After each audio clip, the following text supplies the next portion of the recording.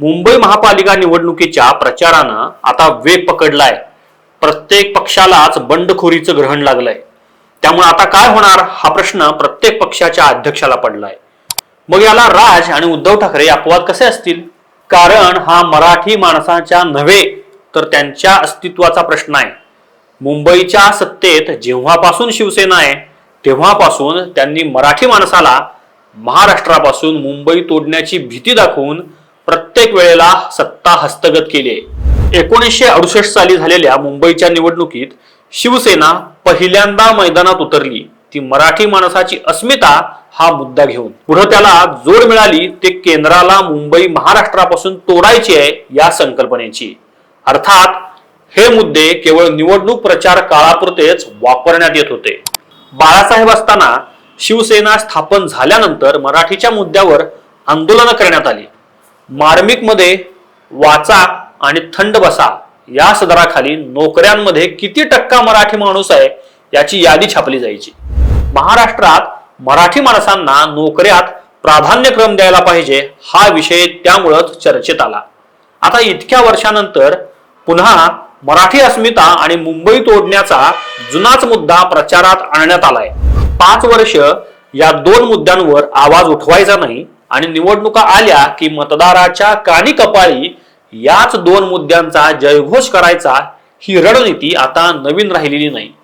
त्या जोडीलाच हिंदुत्व आदी विषय जमेल तेव्हा हातात घ्यायचे आणि सोयीस्कररित्या बासनात गुंडाळून ठेवायचे असं सध्या उद्धव आणि राज ठाकरे यांचं आणि त्यांच्या पक्षाच्या नेत्यांचं धोरण आहे. ज्या पक्षांना लांगुल चालनाची सवय आहे अशांच्या नादी लागल्यामुळं हिंदू शब्द आपण उच्चारला तर आपल्याला पुरोगामी आणि मुस्लिमांची मतं मिळणार नाहीत अशी भीती बहुधा त्यांना आहे.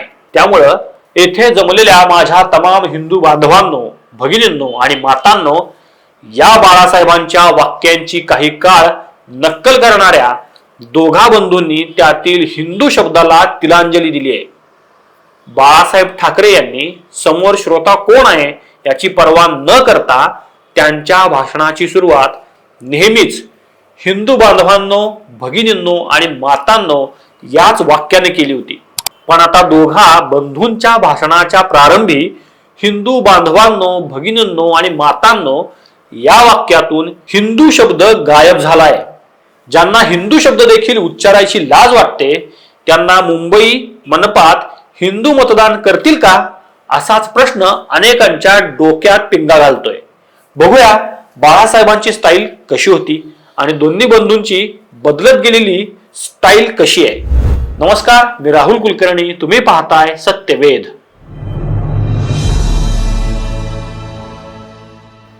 हिंदू हृदय सम्राट बाळासाहेब ठाकरे म्हणायचे 80% समाजकारण आणि 20% राजकारण हे शिवसेनेचं धोरण आहे. आत्ताच्या उद्धव बाळासाहेब ठाकरे शिवसेनेचं काय धोरण आहे? 95% राजकारण आणि 5% समाजकारण. अर्थात कदाचित त्यांना बाळासाहेबांच्या 80-20 या धोरणाची सध्या आवश्यकता वाटत नसेल. पूर्वीच्या काळी निवडणुका जाहीर झाल्या की हमखास मैदानात राजकीय नेत्यांची भाषणं असायची. त्या काळी सोशल मीडियाचा बोलबाला नव्हता. त्यामुळे सभा म्हटलं की प्रत्येकाची पावलं सभास्थानाकडे वळायची. तरुणाईच्या भाषेत बोलायचं तर लाईव्ह भाषणं घरी बसून नाही तर मैदानात जाऊन ऐकायची मजाच काही और असायची. बाळासाहेब ठाकरे, अटल बिहारी वाजपेयी, प्रमोद महाजन, गोपीनाथ मुंडे, शरद पवार, सोनिया गांधी आदी वक्ते असले की त्यांच्या पक्षाचे कार्यकर्ते सभा सायंकाळी 7 ला असली तरी दुपारी 2 पासूनच पुढची जागा धरून बसायचे. काय रे, सभेला गेला होतास का असा प्रश्न विचारला तर बहुतांशी जण हो आलो होतो की, बसायला जागाच मिळाली नाही त्यामुळं उभं राहूनच भाषण ऐकलं असं सांगायचे. आता विविध न्यूज चॅनेलवर सभा लाईव्ह केल्या जातात आणि काही तासांनी त्या युट्यूबवर पाहायलाही मिळतात. साहजिकच सभेचे औत्सुक्य राहिलेलं नाही. बाळासाहेबांची सभा असली की त्यांची ठाकरी भाषा ऐकायला अनेकांचे कान टवकारलेले असायचे. पण त्यांच्या सभेचं एक वैशिष्ट्य होतं ते म्हणजे बाळासाहेबांच्या भाषणाची सुरुवात अनेक जण चुकवायचे नाहीत. मैदान खचाखच भरलं की बाळासाहेब भाषणाला उभे राहायचे. एक वेळ उपस्थित जनसमुदायावर नजर फिरवायचे आणि ऐकू यायचं ते वाक्य म्हणजे येथे जमलेल्या माझ्या तमाम हिंदू बांधवांनो, भगिनींनो आणि मातांनो, हे वाक्य उच्चारलं की होणाऱ्या टाळ्यांचा प्रचंड कडकडाट ज्यांनी प्रत्यक्ष अनुभवलाय ते खरंच भाग्यवान आहेत. तुम्हाला पाहायचाय का तो माहोल? हा पहा. जमलेल्या माझ्या तमाम हिंदू बांधवांनो, भगिनींनो आणि मातांनो, कार्यक्रम कोणताही असो, त्यांच्या भाषणाची सुरुवात नेहमीच या गाजलेल्या वाक्यानंच व्हायची आणि पहिल्या 2 मिनिटातच अशी काही गुगली टाकायची की केवळ टाळ्यांचा कडकडाटच ऐकू यायचा. एकदा चाटे कोचिंग क्लासेस तर्फे त्यांच्या भाषणाचं आयोजन केलं होतं. भाषण होतं विद्यार्थी आणि त्यांच्या पालकांकरता. त्या भाषणाची सुरुवात बाळासाहेबांनी कशी केली ते पाहूया.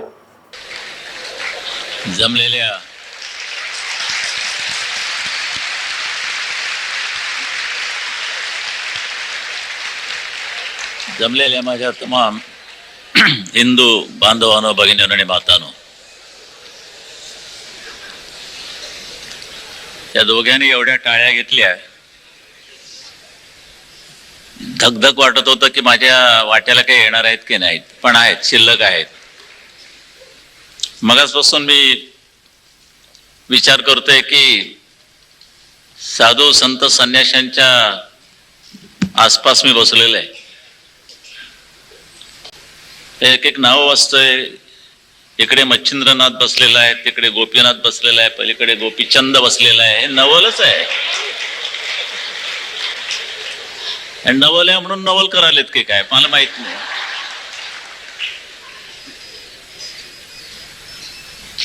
मदन छान बोलला.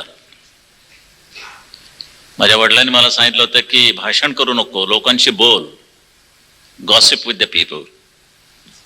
आणि त्याची स्टाईल चांगली आहे. काय मनोगत त्याने बोलून दाखवलं, मी काय होणार काय नाही. तो मग एक वाक्य बोलून गेला काहीतरी की पैसे काय सर्वस्व नसतं, पैसा काय समाधान नसतं. याचा अर्थ एक नक्की की हा मंत्री कधीच होणार नाही.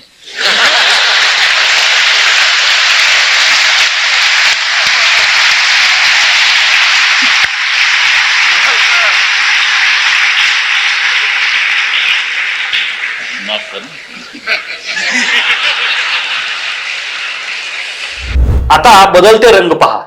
पहिल्यांदा पाहूया राज ठाकरे यांची भाषणं. यावर मी कोणतंच मत व्यक्त करणार नाही. तुम्ही फक्त एकामागोमाग एक व्हिडिओ पहा. मनसे स्टाईलनं बोलायचं तर लाव रे तो व्हिडिओ. जमलेल्या माझ्या तमाम हिंदू बांधवांनो, भगिनींनो आणि मातांनो,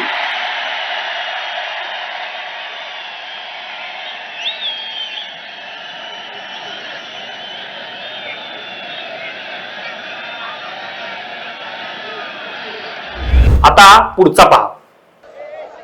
दुसरे पण जयंतराव पाटील. इथे 2 नावाची दुबार बसलेले आहेत. इतर सर्व सन्माननीय आणि माझ्या सर्व जमलेल्या मतदार बांधवांनो, भगिनींनो आणि मातांनो,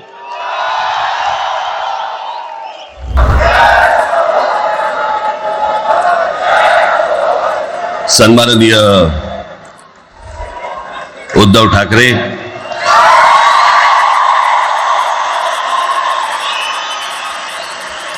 आणि माझ्या जमलेल्या सर्व तमाम मराठी बांधवांनो, भगिनींनो आणि मातांनो,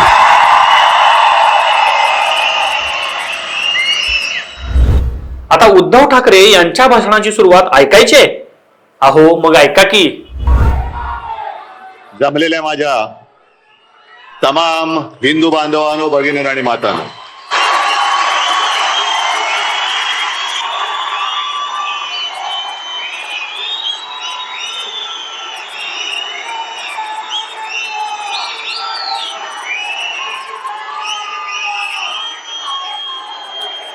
आता हा पुढचा व्हिडिओ पहा.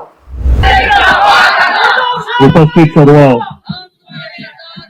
शिवसैनिक बांधवांनो, भगिनींनो आणि मातांनो, व्यासपीठावरील सर्वच मान्यवर आणि तुमचं वर्णन काय करायचं. जमलेल्या माझ्या तमाम जागरूक,